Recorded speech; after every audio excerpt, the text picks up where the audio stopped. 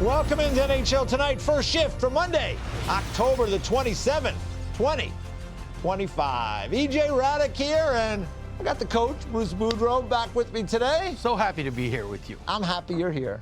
How's everything been going for you? It's the first several weeks of the season. You're a man doing many things. Many things, but the golf season is over. It is over. Yeah, it's the Northeast is getting a little chillier now, so now it's all focus on all hockey. So it's fun every night. No question about it. And think about tomorrow night. We got all 32 teams all 32 playing. games. We got the Frozen Frenzy tomorrow, but we're focused on the here and now. Right now. We got 2 games tonight. So let's get to first things first, because I had the good fortune of calling the Devils and Avalanche yesterday with Mike Rupp, and it went to overtime, and Jack Hughes got the job done in overtime. Nice play by Shimon Nemec with the 3rd assist of the game.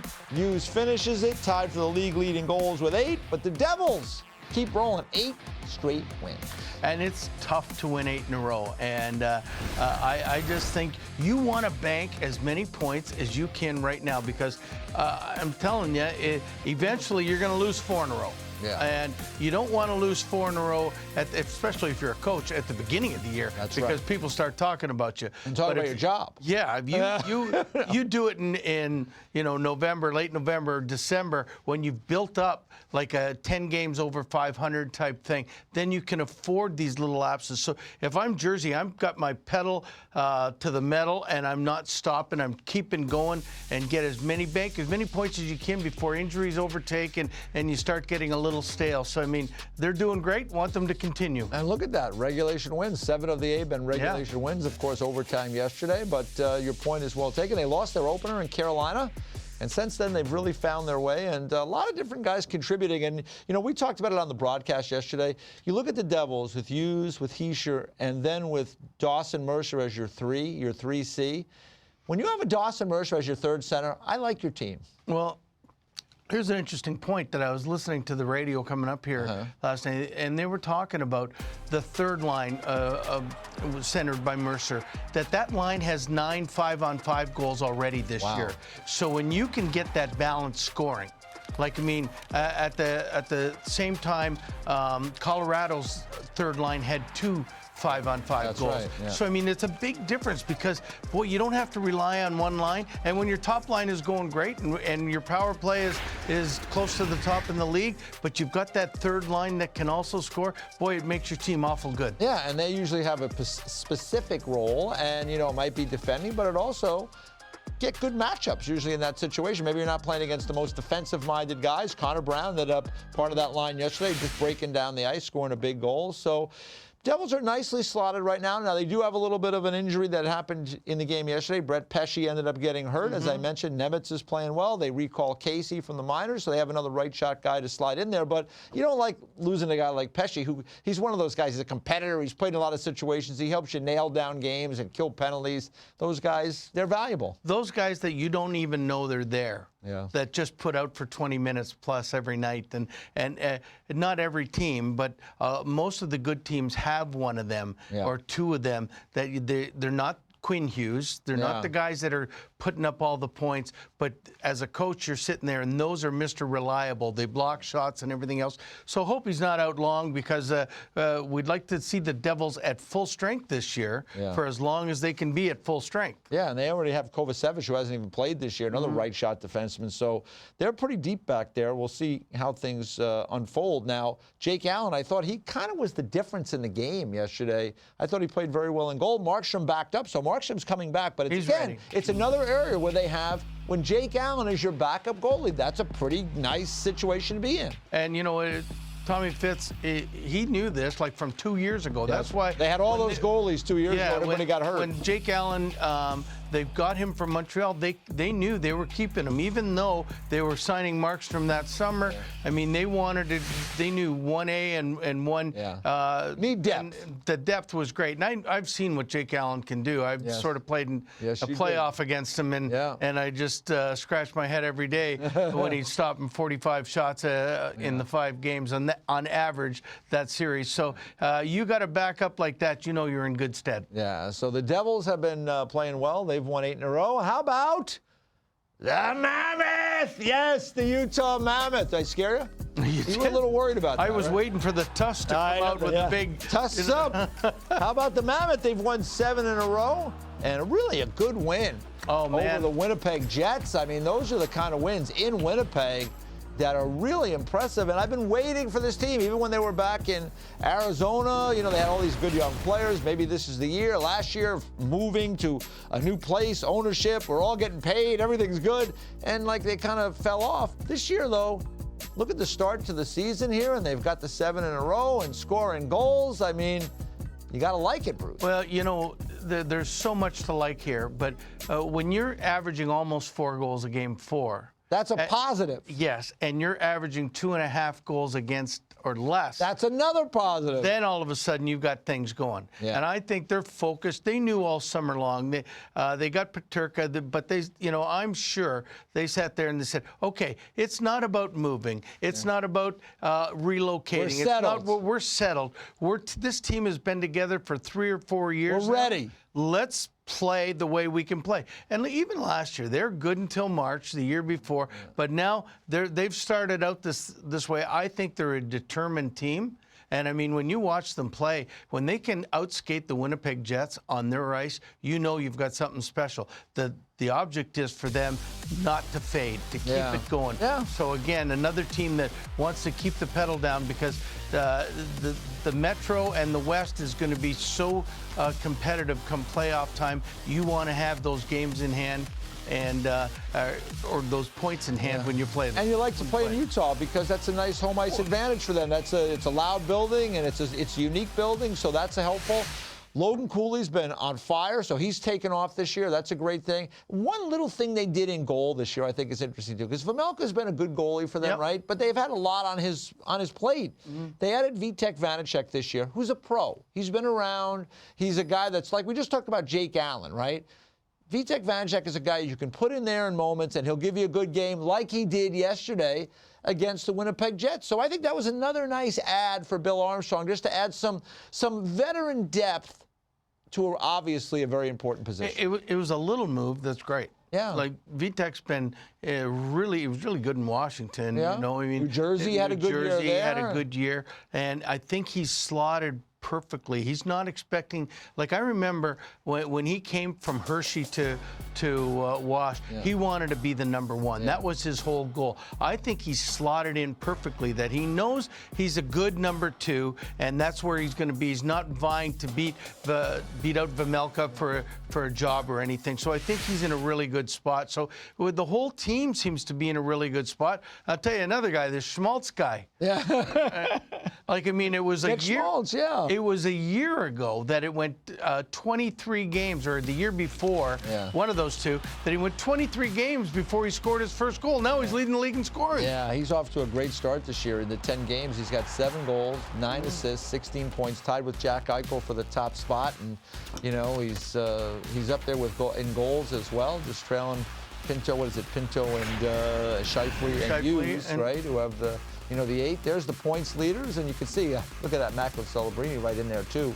But that's, these are the things that they have to have happen in Utah, is that guys who they expect that have the offensive ability and they expect to produce points. And I think he's in a better spot now too, because again, Cooley is emerging, right? Keller is really a good player, and I think somebody that they should really be talking about to be on Team USA at the Olympics. That's something we get to maybe later, or we'll be talking about it as we move forward, certainly towards the Olympics, almost 100 days out now.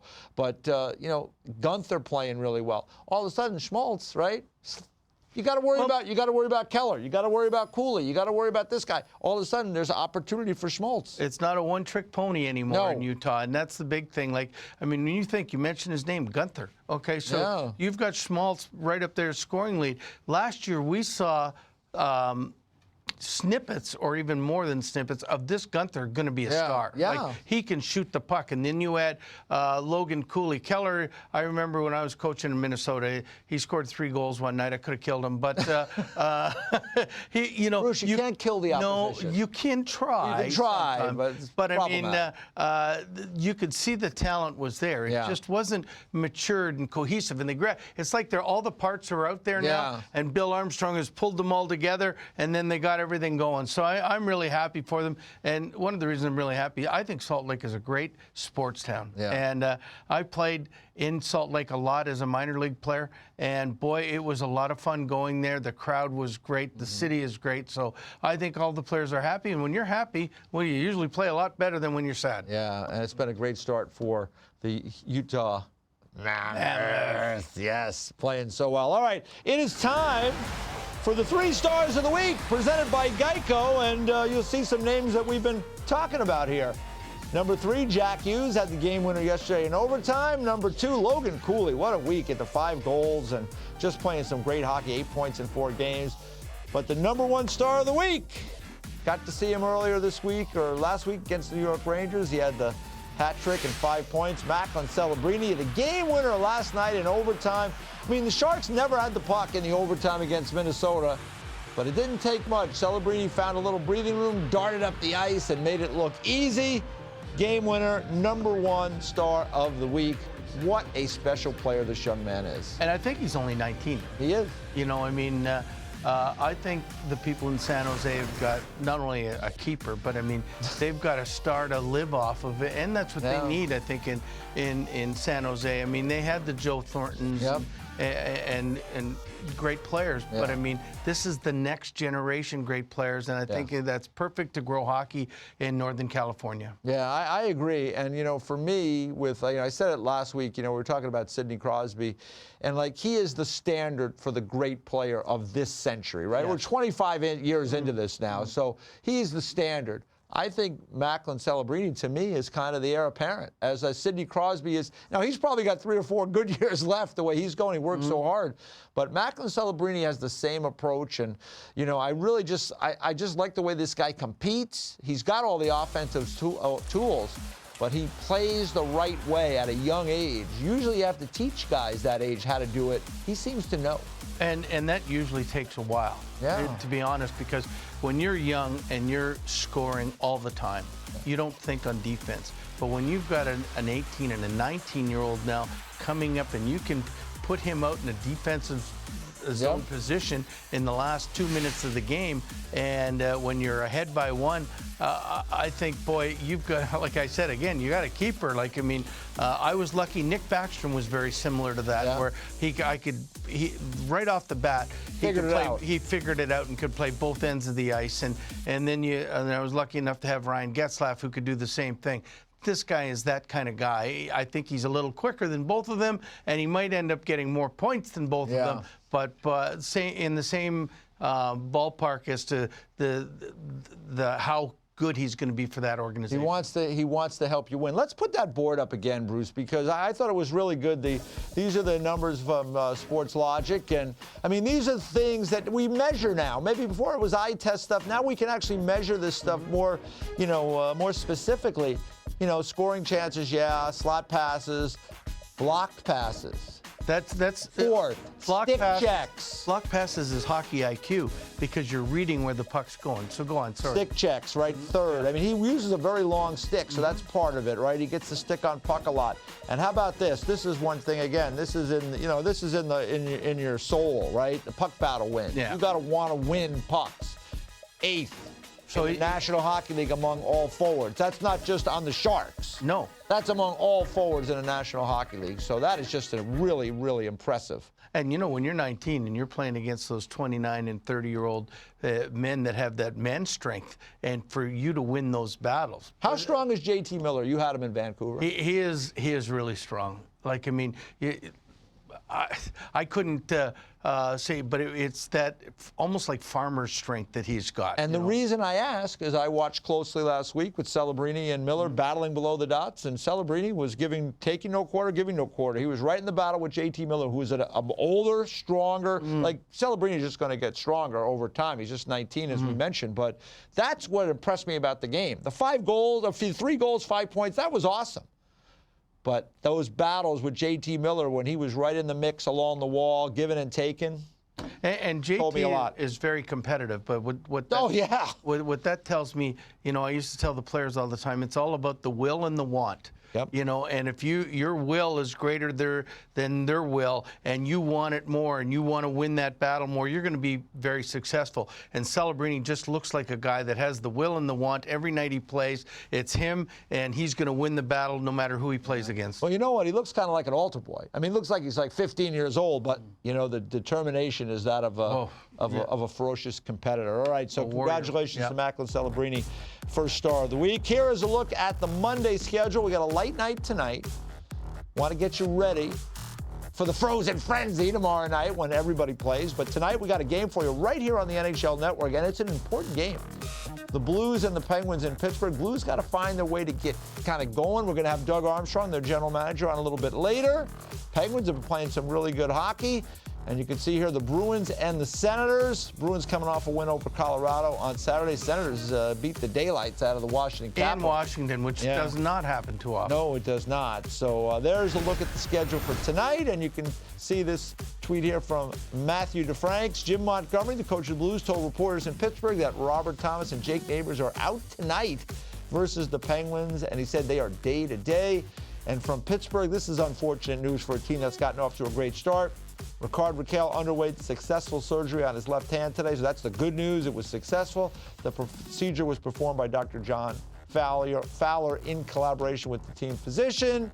Expected recovery time is 6 to 8 weeks. You had Ricard Raquel in Anaheim, and sad to see anybody out of the lineup, but he's been an important piece for the Penguins. He's that important in a top 6. You've got that one person that you need. I think it completes that second line. They have those older guys that they've always leaned on, Crosby and Malkin, right? And then you have some younger kids, but like Raquel is kind of still in the late middle of his career right now, so he's a nice piece, and he's such a skilled player. He is, and he's really skilled. And I was lucky to have him, but I had him when he had 30 goals. I mean, and he had his best year last year. I think it was one of those things where now it's not just relearning the game, but he's now comfortable in the position he's in, and been in Pittsburgh for a couple of years, and it's just an unfortunate injury. I hope he's back sooner than later. Those hand injuries when you're a shooter, I mean, they can be nip and tuck and touch and go, whatever I'm trying to say. Well, put it this way. We know this much, right? Like, those injuries are specific. Like, it's usually when they say 6 to 8 weeks, that's what they mean. Yeah. There's usually nothing earlier than that. It usually doesn't go much longer than that, so that's the good news. But with the schedule as it is, the Penguins, they're trying to keep this roll going. Yeah. And here's a look at their upcoming schedule. I mean, playing tonight, and then they're on the road. They get a little bit of a trip here, right? That's a tricky trip. You're in Philly against the rival Flyers, who have been very good on home ice. Then you're in Minnie against probably a more desperate Wild team. They haven't been playing too great of late. Then in Winnipeg, always a tough game. You got Toronto. I mean, these are some challenges. You come home for a matchup against Ovi and the Caps. Then you got an afternoon tilt with the Devils. So it's a busy 2 weeks, and you hate losing players. But the good news is you can always rely on guys like Sidney Crosby, and Evgeny Malkin has been kind of rejuvenated. Yeah, there's only one back-to-back there, but there's 6. Well, if I include the St. Louis game, which I should, because St. Louis, one of the things about them is when they look really bad one night, they look really good the next night. They're one of those. They've been inconsistent. Yeah, so I'm expecting them to be good. That's 7 tough teams, 7 opponents. You're going to see what Pittsburgh is made out of, or really made out of, within 2 weeks of this season. So hopefully they'll do good, because it's always good when Pittsburgh's winning. Yeah, and with that, unless I'm with Washington. That's right, exactly right. I'll leave it with this. And I've been saying this a lot. J.D. Lindbergh has probably heard me say it like 15 times in the last 4 days, but it's early. The good teams aren't as good as they're going to be. The bad teams aren't quite as bad as they're going to be. So it's an interesting time to watch things unfold. It should be an interesting game tonight for the Penguins and the Blues. We'll see if they can see if fortunes change tonight a little bit. Blues need a win. We'll see if they can get it. They're missing two important players. When we come back, speaking of the Blues, their general manager, Doug Armstrong, is going to join us next, talk about his team and also Team Canada. He's running the show for the Canadians at the upcoming Olympic Games. Doug Armstrong next on First Shift. 3 Stars of the Week is presented by Geico. Switch and save. Get more with Geico.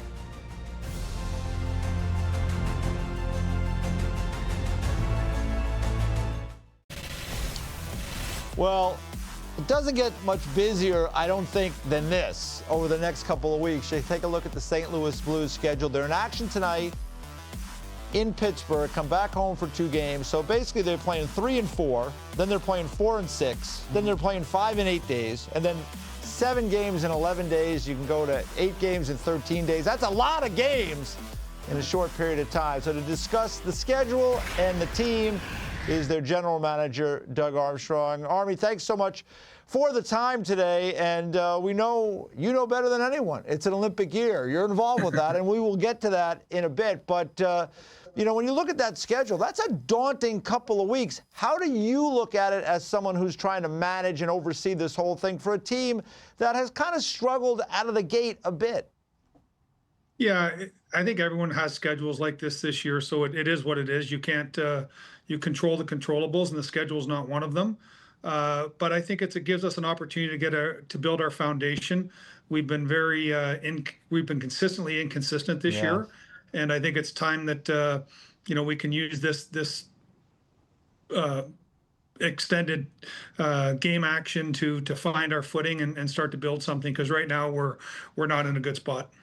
Yeah, well, you know, you've been doing this for so long. I'm talking with the schedule being the way it is. You've gone through it before. Do you give advice to the coaches and saying, listen, in 2020, when the schedule was like this, or 2016, or whatever years they were, we went about it this way or that way to either get more rest or push guys harder, depending on how you're going? You've got some great experience of that. I think you've been doing international hockey before 2002. So, I mean, I'm just wondering if that's something you do, or do you just let them handle the good and the bad at the same time and let them dig themselves out of it?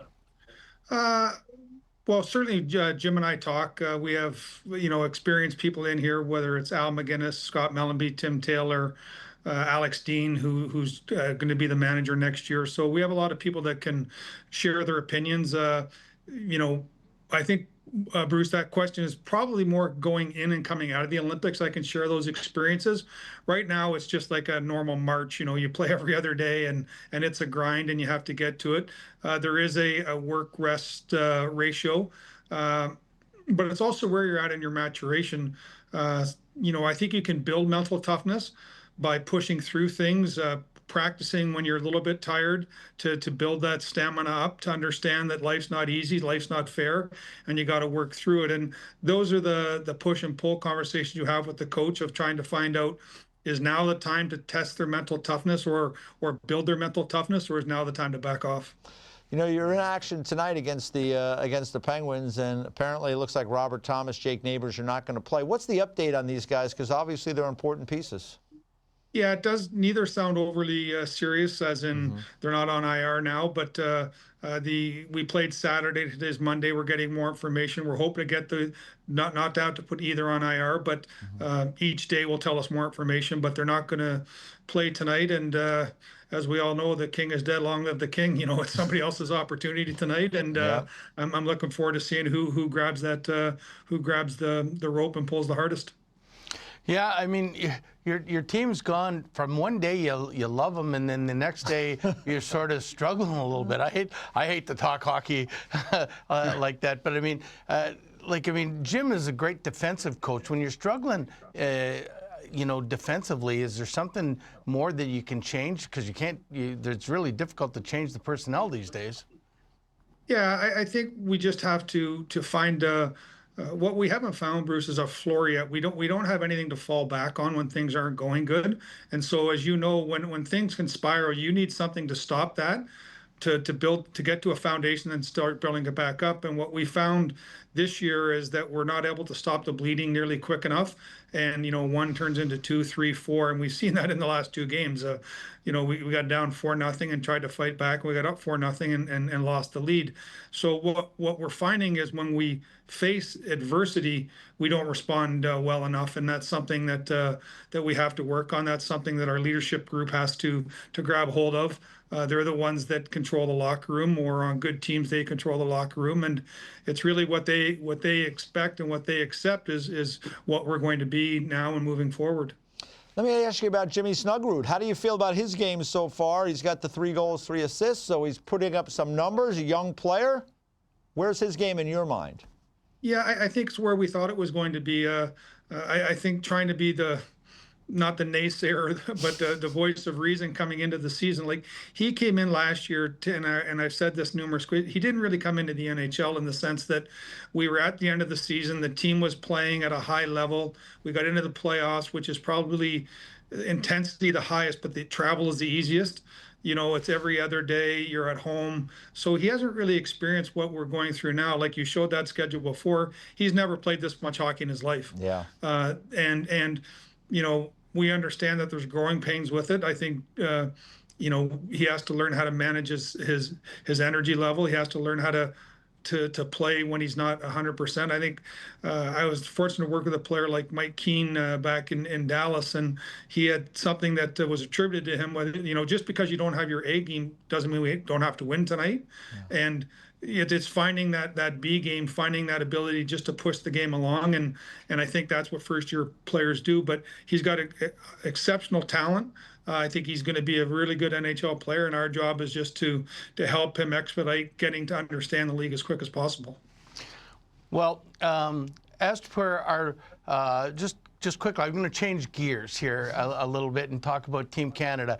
But I will say I love your team. I really do. And per our last conversation, which was about a year ago, I just think that you guys are the one team that I played against that I hated playing against, because in the end something good was going to really happen. So I mean, I think you guys will pull out of this and be great. But I wanted to ask you about Team Canada here. I'm always so interested in that, and in that, looking at the players that have starts. Do you guys have? I know you're watching all the time, but I mean, are there guys that have just flipped off the page from the start that you didn't have thinking penciled in, or even on the bigger list that comes out? This guy might be somebody we really have to look at, and do you go through that all the time with the other management group that you have for Team Canada?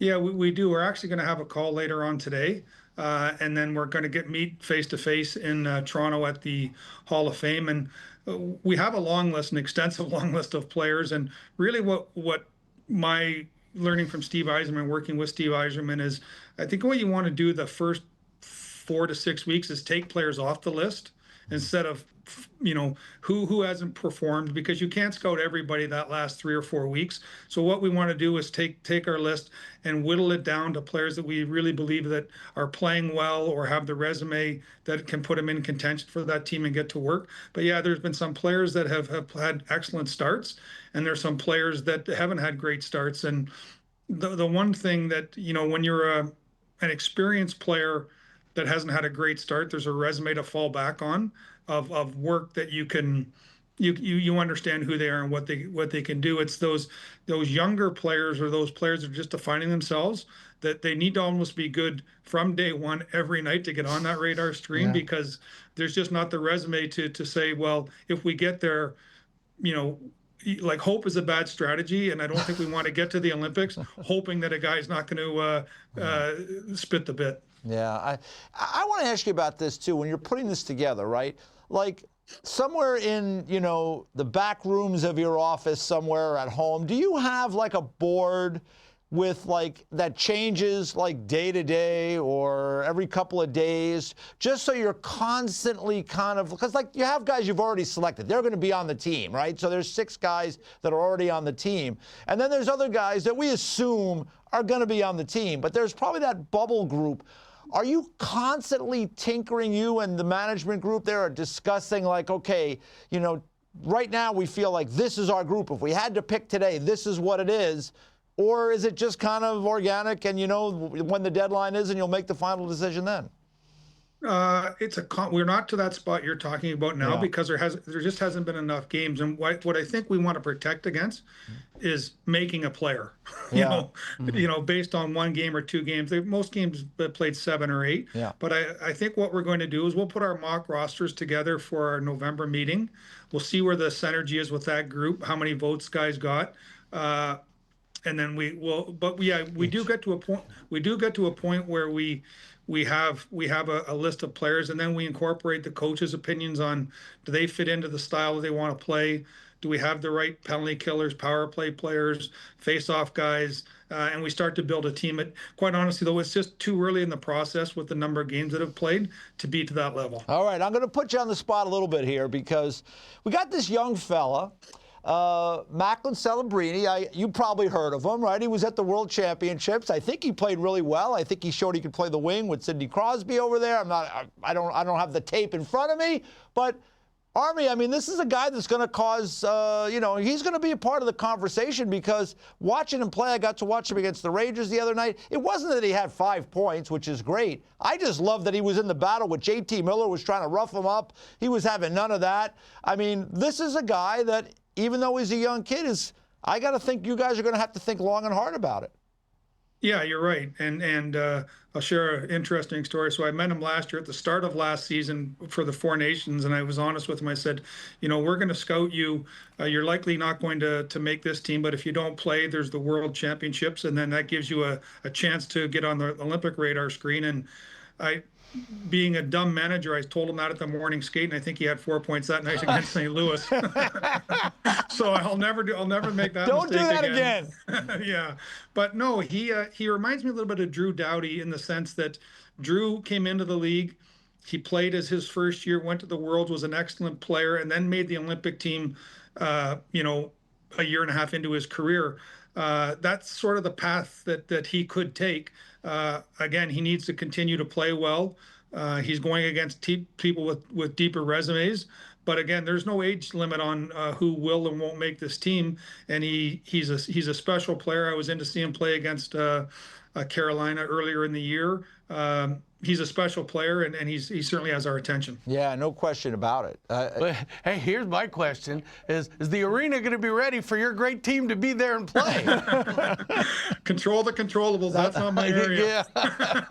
that is 100% right. Nothing you can do about that. You talked a little bit, Doug, and you've been doing this a long time at the NHL level, but certainly at the international level. You're involved with Team Canada. You have a lot of choices. You could probably make 2, 3, 4 teams maybe of really good players that could be really competitive. You talked about penalty killers. You talked about power play guys, face-off guys, left shots, right shots. I mean, these are all things that go into building a team, right? So at the end of this process, if somebody's, feeling like, hey, fans, media saying, hey, could have had this guy, you probably have gone through all the reasons why you want a particular guy on this team. There's got to be a reason or a role. Yeah, and I think that and Bruce understands this. When you work for Team Canada, if you win, you're right. That's right. Yeah. You guys were right at the Four Nations. Yes, yeah. I always say that this is the most enjoyable game of pro Russian roulette you can play. You only get to be wrong once.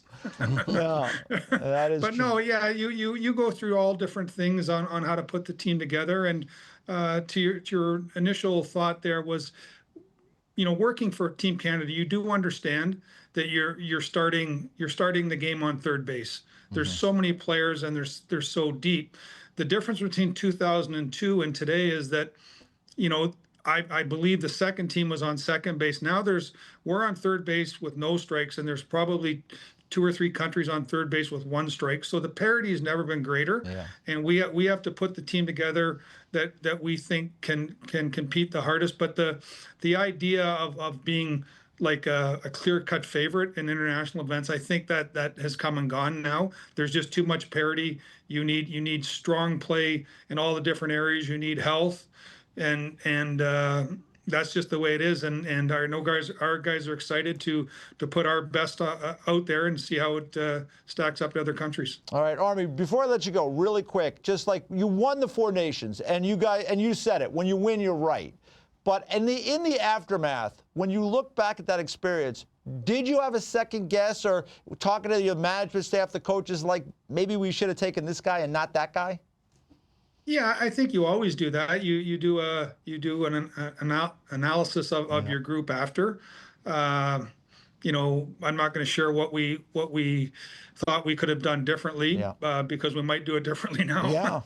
Yeah. But yeah, you're always trying to dissect the positive and the negatives. Obviously, that was a very close game, and you know, it could have gone either way. We got the goal. The Americans had their opportunities, but what we tried to do is take that, learn from it. How can we get a little bit stronger in areas where we thought we were deficient, and how can we get a little bit stronger in areas we thought we were very good? And that's the goal. As I said, I think the likelihood the team's going to have new players, for sure it is, because we're bringing 2 more players, 23 to 25. But if you had, you know, anywhere between 65 and 75 to 80% of that group come back, there's a lot of synergy there. But there are new players that are pushing their way onto the radar screen. All right. Well, listen, we'll leave it there for now, Army. Thanks so much for the time. Good luck tonight. You guys got a heck of a schedule, like a lot of teams. You're in Pittsburgh tonight, but thanks for the time and good luck. Appreciate it. Thanks for having me on, guys. You take care. All right, Doug Armstrong, general manager of both the Blues and Team Canada. No pressure. No pressure. Who's that guy? Obviously, too much pressure. He's sitting beside you right now. We're going to do a little of your thoughts about the Rangers coming up next. Yeah. Here on First Shift.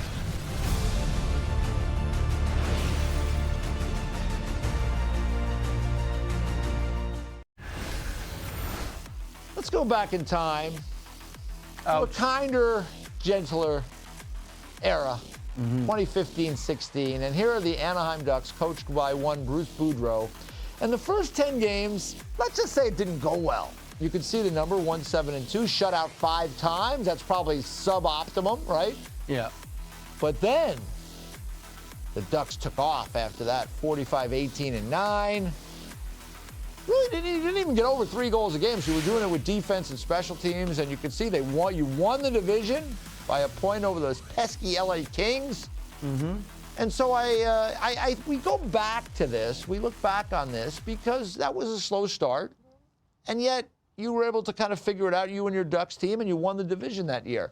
And so I bring up this year's version of the New York Rangers, who were in Calgary last night, or people we think were the New York Rangers were in Calgary last night. Didn't go well.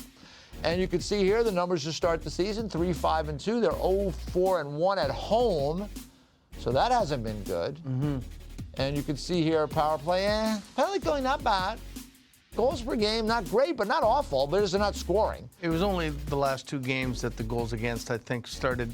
Yeah, just slipped. You're right. Yeah. They gave up 6 to the Sharks, and then the 5 last night to the Calgary Flames. So you're right. It started to go a little bit off the rails the last 2. But when you think back on the Ducks in 15-16, and then you look at this Ranger team with a new coach here, and they've made some changes, are there any similarities in your mind? Do you see anything you point to that gives you hope that things could get turned around? Well, there's always hope. I can go through, first of all, on our team, I mean, we had a lot of chances. We just couldn't score. Yeah. Like, I mean, we'd hit the post. And so I kept telling the guys, and I kept showing the guys the offensive chances that we had, that eventually they're going to start going in. Yeah. But we kept the defense really good. And if you looked at those numbers, and that's sort of what the Rangers are doing right now, is that they started out. The defense, Shesterkin was the #1 goalie in the league the first couple weeks. Yeah. But they couldn't score.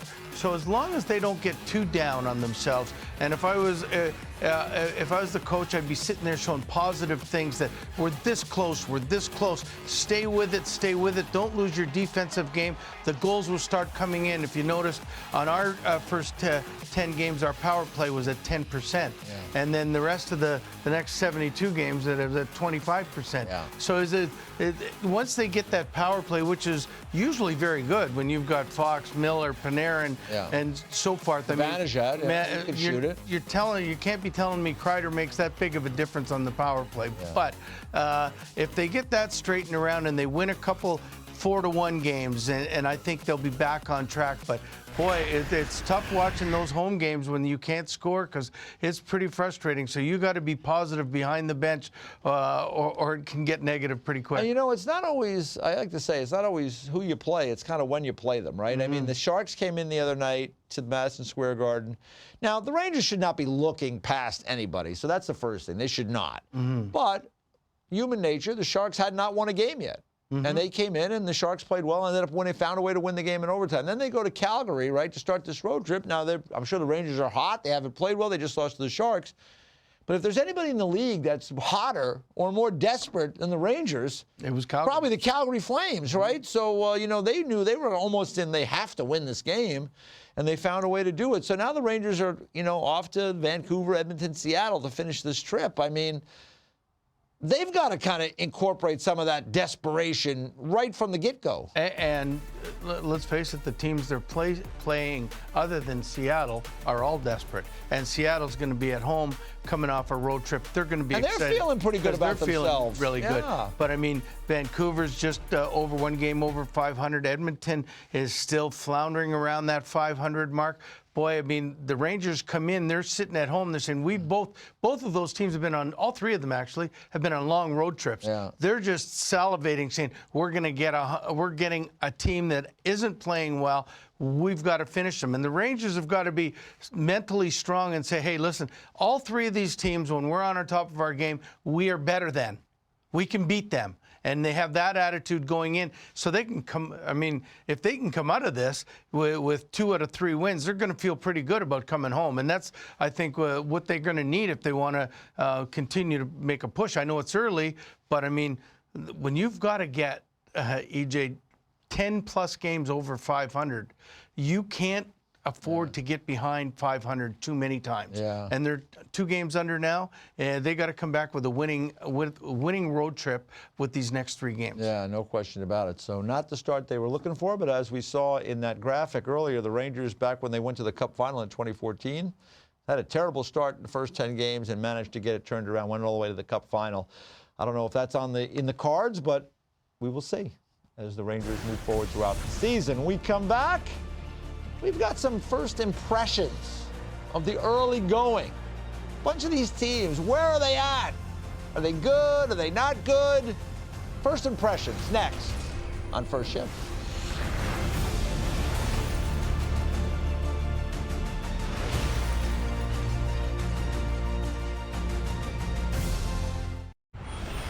It is time for some first impressions. We're almost through the first month of the NHL season, and we got a bunch of teams that are kind of 500.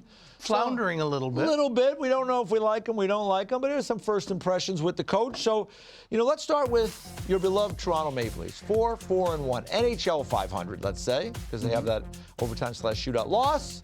What do you make of the Leafs? Well, I hate to use the word underachieving after 10 games, but or even 9. Or 9 games. Yeah. But I mean, let's face it, the expectations of the Toronto Maple Leafs are a lot higher. They came within 1 game of beating Florida, which would have been which was the best anybody did against them in the playoffs last year. They won the Atlantic. I think, you know, the talk all summer long was, yeah, we lost Marner, but, you know, we're a better team and everything of that sort. Maybe better in the playoffs. Better in the playoffs and that. So I think they're underachieving right now, and I think that, you know, their record could be better. But I still believe that they're going to end up in first place. Really? But in the Atlantic Division. Okay. I just think the other teams will come down a bit, Montreal, for example. But, I mean, I think Toronto will get better.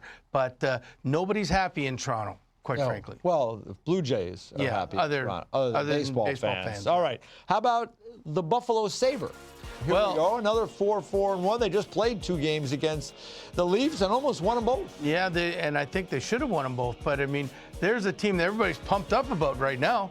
2 weeks ago, it was throw everything in the garbage. Yeah. Let's start over. Everybody again. gets fired, and they're gone. But now that they've won 4 of the last 5, it's okay. Now the real Sabres are coming out. So, I mean, I like what I've seen against the Leafs, and they played the Leafs pretty good. But it's going to see the next 10 games, to me, are the true tell of the Buffalo Sabres. And they may get Michael Kesselring back Yes. Their game tomorrow night, and they had planned on having him as a right shot defenseman, so he was out. Hopefully he's going to be back in tomorrow. All right, let's move on. Let's go to another team you're intimately familiar with, the Vancouver Canucks. 5-5, a true 500. Yes. You can see giving up a bunch of goals here. Don't love that penalty kill. What do you think? I think they're right where they should be. I think they're a 500 team basically for this year. They've had some injuries, and there's no doubt, but they're still, like Pettersson got 3 points the other day. Elias, not the other two guys. Yeah, not the other two Petterssons, And so, I mean, he's coming around. The important Pettersson. The important one. I mean, Quinn Hughes, hopefully he's only out day to day. Yeah. But, I mean, Demko's playing great, but I think they're a good defensive team, but they need everybody going to score goals. They're going to have a hard time scoring goals this year. That's why I say 500 is where I think. More ice time for Max Sasson. He's got 3 goals he's so got 3 far, goals, fourth averaging liner. 7 minutes a game. Yeah, I mean, come on. Maybe it's the time to say, hey, boys, give me a chance, and I'll show you I can do it. That's right. All right, one more for you. The Edmonton Oilers.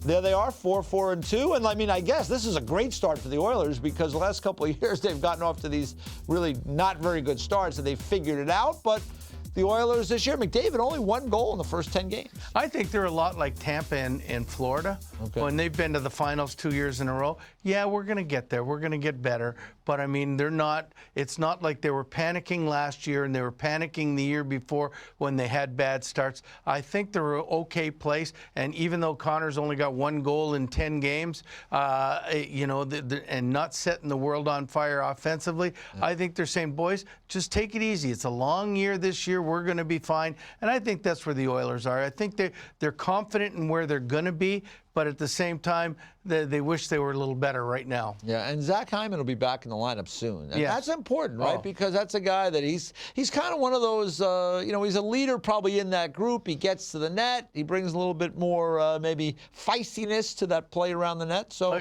important piece. If you're building a puzzle, yeah. okay, Zach Hyman is a perfect fit on that first line. Yeah. And sometimes when you don't have that, you're breaking bits and pieces up to trying to make it work. You're trying to make it work, and I think Zach Hyman is the perfect piece for the Edmonton Oilers, and he'll be a very well received guy back in the lineup. Yeah. So interesting there's so many. I mean, it's such a hard league. I always say it's really competitive. There's just so much parity right now. There is, and that's what that's what they're all trying to make, the parity with the salary cap and everything else. I think the next 10 games is a better tell of where the teams are going to be than the first 10 games by far. And you know what? The schedule really tightens up. A lot of games in a short period of time. So I think you may be onto something. We're going to find out about a lot of these teams over the next several weeks. But that is it for us today, Coach. That went Appreciate so fast. It goes always flying by you. Thanks for the time. NHL Now coming up next. You got the Penguins and the Blues tonight on NHL Network. We'll see you tomorrow.